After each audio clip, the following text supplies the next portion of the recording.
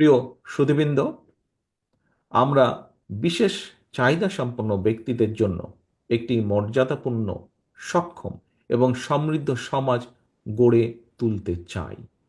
আমি ও আমার দল বিএনপি উপলব্ধি করি আমরা আপনাদের সমস্যা ও কষ্টগুলো বাস্তব এবং গভীর। আপনাদের মনে রাখতে হবে, এই বাস্তবতায় আপনারা একা নন। আমরা সবসময় আপনাদের পাশে আছি, আপনাদের পাশে ছিলাম, ইনশাল্লাহ আপনাদের পাশে আমরা থাকব।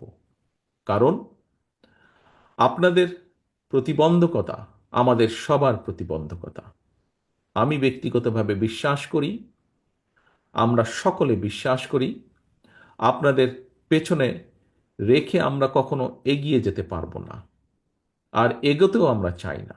আমরা সবাই মিলে একসাথে যে গণতান্ত্রিক বাংলাদেশ গড়ে তুলব, সেটি হবে সবার জন্য ফেয়ার, সবার জন্য ইনক্লুসিভ, সবার জন্য বসবাসযোগ্য এবং সবার জন্য উপভোগ্য যেন হয়। আসুন আমরা সবাই মিলে একটি গণতান্ত্রিক বাংলাদেশ গড়ে তুলি, যার ভিত্তি হবে বৈষম্যহীন, অন্তর্ভুক্তিমূলক এবং উদার তান্ত্রিক সমাজ নির্মাণ। আপনাদের কল্যাণ এবং সাফল্য আমাদের অগ্রাধিকার।